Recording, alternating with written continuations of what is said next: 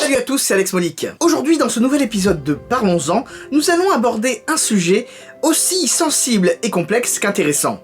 Celui des projets spéciaux de Ferrari, les Special Projects. Petite parenthèse, juste avant de commencer, je tenais tout particulièrement à vous remercier pour votre soutien et vos paroles qui, très franchement, me font énormément plaisir. Si vous aimez vraiment bien mon travail et mes vidéos, une chose super importante à faire, c'est de les partager avec vos amis, sur les réseaux sociaux, sur des forums, sur des sites, etc. Bref, les Ferrari Special Projects. Pour ne rien vous cacher, c'est un sujet qui me trotte dans la tête depuis un petit moment déjà. Ce n'est qu'après avoir fait la vidéo sur la SP38 Deborah, que vous pouvez trouver ici si vous ne l'avez toujours pas vue, que je me suis dit, on va sauter le pas, notamment grâce à vos commentaires qui m'ont confirmé dans mon choix. Vous allez peut-être me reprocher de parler beaucoup de Ferrari par rapport aux autres marques. Et vous n'auriez pas tout à fait tort. Car en effet, il y a déjà eu au moins 3 épisodes dédiés à Ferrari dans les épisodes de Parlons-en. Le premier, c'était le verre chez Ferrari, ensuite, la plus grande collection du monde, Pierre Bardino, et le 3e épisode, c'était sur les Corse Clienti. Je n'y peux rien si la marque au cheval cabré est pleine de folklore, d'histoires passionnantes et d'anecdotes croustillantes. D'ailleurs, une fois n'est pas coutume,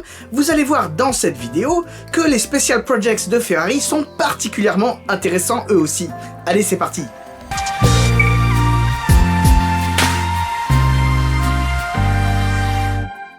Ferrari, la marque italienne fait rêver petits et grands depuis près de 70 ans. Ferrari fait partie de ces rares constructeurs dont l'image va bien au-delà de celle des voitures. Ferrari intrigue, Ferrari fascine. Tout un tas de mythes et légendes plus ou moins vérifiés entourent le cheval cabré sur fond jaune. Mais aujourd'hui, dans cet épisode, je voulais parler d'un sujet particulier, les Special Projects chez Ferrari. Dans cet épisode, nous allons expliquer ce qu'est un SP, quel est le processus d'acquisition, qui sont les clients, quel est le rôle que jouent ces voitures dans l'inconscient collectif. Le tout agrémenté de moult exemples.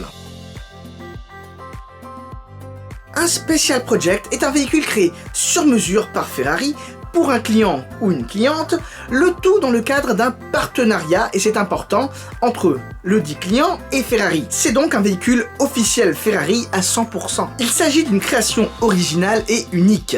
Théoriquement. Vous n'êtes pas sans savoir que certains clients ont fait créer plusieurs versions de leur SP. Je pense notamment à la F12 TRS, donc qui existe en plusieurs exemplaires, mais on verra ça un petit peu plus tard. Seul le ou la propriétaire du véhicule SP possède tous les droits sur ce véhicule en particulier.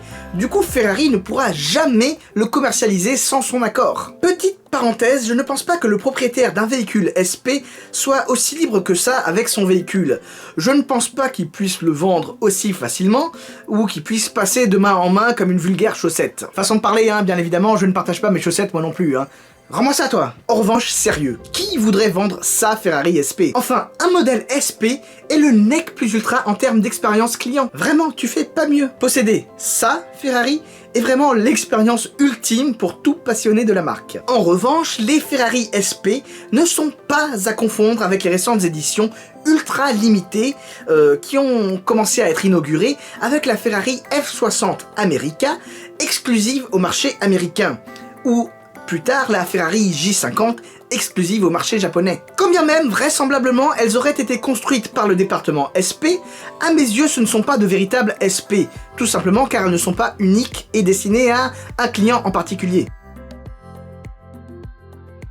Le client d'un SP travaille main dans la main avec Ferrari sur tous les points relatifs à la création du véhicule. Vous vous en doutez bien, ça ne se fait pas lors d'une soirée arrosée, mais c'est un long processus. Beaucoup de réunions, de débats et d'idées sont partagées entre Ferrari et le client. Vous l'aurez compris, c'est ce long processus décisionnel qui explique, tout du moins partiellement, le prix souvent très élevé de ces créations uniques. En effet, les prix que l'on connaît et qui, à ma connaissance, n'ont jamais véritablement été confirmés officiellement par Ferrari, oscille entre 3 et 6 millions d'euros grosso modo, selon le modèle, selon le véhicule. Ça commence à faire cher, hein. On est bien loin du département tailor-made. En ce sens, les SP s'apparentent davantage à de véritables œuvres d'art roulantes qu'à de banales sportives, si je peux me permettre. Toutes les SP ont une base, choisie par le client, de préférence sur un modèle actuellement en production.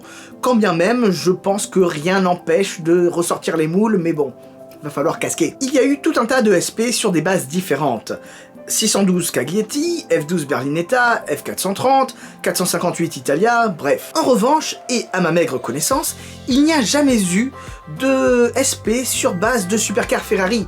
que ce soit une 288, F40, F50, Enzo ou la Ferrari. Enfin, sauf la Ferrari P45 sur base d'Enzo, mais c'est beaucoup plus complexe que ça. Soyez patients, je vous en parle en fin de vidéo. Donc tout doit être décidé ensemble entre le client et Ferrari. Que ce soit le véhicule qui servira de base au futur SP, que ce soit tous les éléments de carrosserie spécifiques à ce SP, ou quelque chose d'aussi trivial que la peinture. Petit à petit, au fur et à mesure des avancements, le client et Ferrari tomberont d'accord sur un design final qui sera badgé Ferrari. Après, pour être parfaitement honnête avec vous, je ne pense pas qu'il soit possible de partir d'une feuille blanche et de faire ce qu'on veut. Certes, tu peux créer ta Ferrari, mais il ne faut surtout pas oublier que c'est avant tout une Ferrari. Ta folie, tes envies, ton originalité ne peuvent pas surpasser l'institution qu'est Ferrari, et ne doivent certainement pas dénaturer ce qu'est une Ferrari pour Ferrari. Si vous voulez mon avis, je pense que Ferrari est très attentive à l'image que renvoie CSP. Je pense même qu'ils peuvent très aisément te faire comprendre que telle ou telle idée n'est pas réalisable car contraire à leur vision. Au final, c'est quand même un petit peu logique car, comme je vous ai dit au début, c'est un partenariat. La question que vous vous posez tous, qui sont les clients SP? Alors évidemment, vu les prix pratiqués, ce sont des grosses fortunes, des gens à l'abri du besoin. Mais ce n'est pas du tout l'aspect pécuniaire qui m'intéresse, loin de là.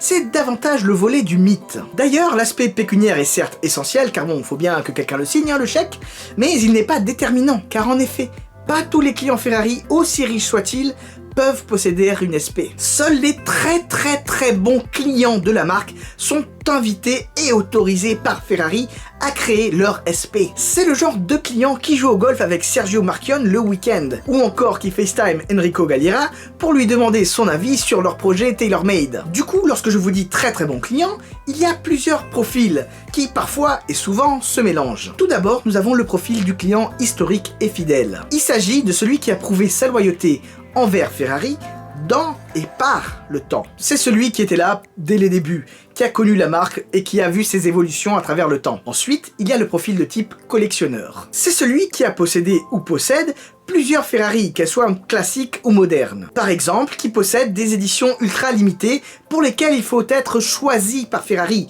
du genre Ferrari F12 TDF, la Ferrari Aperta, ce genre de choses. Ou encore qui possèdent des véhicules classiques historiques, du genre 250 GTO, 250 Testarossa, 166 mm, 750 Monza, ce genre de choses. Enfin, last but not least, nous avons le profil du client chevronné, presque corporate. C'est le genre de client qui joue un rôle particulièrement actif au sein de la marque, qui prend part à la plupart des événements officiels, par exemple les cavalcades, ou encore qui prend part aux programmes de course de Ferrari, que ce soit les XX programmes, les F1 Clienti, ce genre de choses. Bon, bien évidemment, tous ces profils types sont là à titre d'exemple et d'illustration. Quand bien même je pense qu'on ne soit pas trop loin de la réalité, sur tous ces profils types, notamment au niveau des mélanges. Une chose est sûre, ils partagent tous une chose en commun: la même passion dévorante pour Ferrari. En ce sens, avec les SP, Ferrari récompense vraiment ses meilleurs clients et pousse l'expérience du ferrariste à son paroxysme. La loyauté, la fidélité sont autant d'éléments essentiels qui caractérisent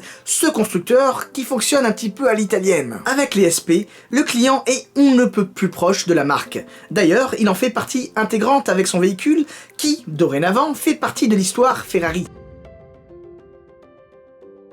Lors de ma vidéo sur la SP38 Deborah, je vous avais dit que je ne savais pas à quoi correspondait le 38. C'était partiellement faux, car en effet, on m'avait déjà dit et confirmé que ça symbolisait tout simplement le 38e SP. Eh bien, je vais être 100% honnête avec vous cette fois-ci, je ne savais pas qu'il y en avait eu autant. Personnellement, j'en connais une petite dizaine, pas plus. En ce qui me concerne, j'ai eu l'immense privilège de voir quelques SP ici et là.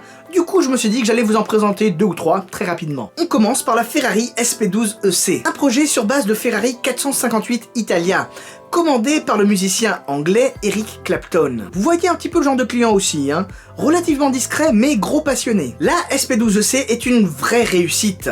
Elle s'inspire notamment de la Ferrari 512 BB. Je vous invite à voir la vidéo que j'avais faite sur elle ici, car en effet, j'avais eu l'extrême privilège de la voir lors de mon passage à Goodwood Festival of Speed en 2013, lors de sa première apparition publique. Je ne peux pas faire un épisode sur les SP sans vous parler de la Ferrari F12 TRS. Impossible de ne pas en parler, c'est sacrilège. Disons que c'est sans aucun doute le SP le plus connu au monde. Mais aussi, et surtout, c'est le modèle SP le plus conduit par son propriétaire, que l'on sache. Rallye, Beaucoup de circuits, en gros, ça tape vraiment dedans. J'ai eu la chance de voir la première version de la F12 TRS lors du Festival Automobile International à Paris en 2015. Depuis, la F12 TRS a légèrement évolué.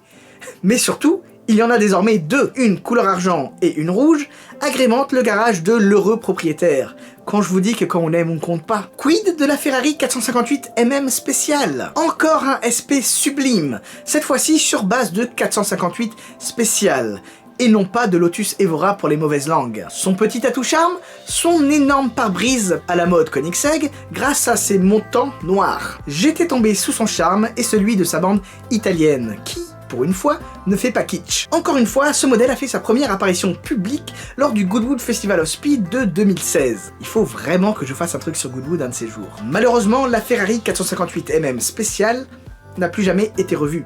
Elle doit être dans un garage quelque part en Grande-Bretagne. Bon allez, une petite dernière pour la fin, je vous l'avais promise. La Ferrari P45 de James Glickenhaus qui rend hommage à sa Ferrari P3 P4. J'ai volontairement laissé la Ferrari P45 pour la fin car ce n'est pas si simple que ça en a l'air, notamment compte tenu des relations houleuses entre James Glickenhaus et Ferrari. En effet, la Ferrari P45 est souvent considérée, à tort, comme un SP, vu qu'elle a été construite par le carrossier italien Pininfarina, à la demande de James Glickenhaus sur base de Ferrari Enzo. Mais elle a été approuvée et bénie par Ferrari, et elle a donc le droit de porter le badge et le nom. Mais ce n'est pas un SP à proprement parler. Ça me tue de me dire que cette voiture a été présentée au Mondial de l'Automobile 2006, mais je n'étais pas au courant. En tout cas, quand bien même elle a certainement contribué à démocratiser l'idée du modèle unique, ce n'est pas un SP à proprement parler. Voilà, cet épisode est terminé. Merci à vous de l'avoir regardé jusqu'au bout. J'espère qu'il vous aura plu et que vous aurez appris une chose ou deux sur les SP. Suivez-moi sur Facebook et Instagram pour tout un tas de contenus exclusifs que vous ne verrez nulle part ailleurs. Et surtout, n'oubliez pas, on n'a peut-être pas la même voiture, mais on a la même passion. Sur ce, je vous dis à très bientôt. Ciao, ciao.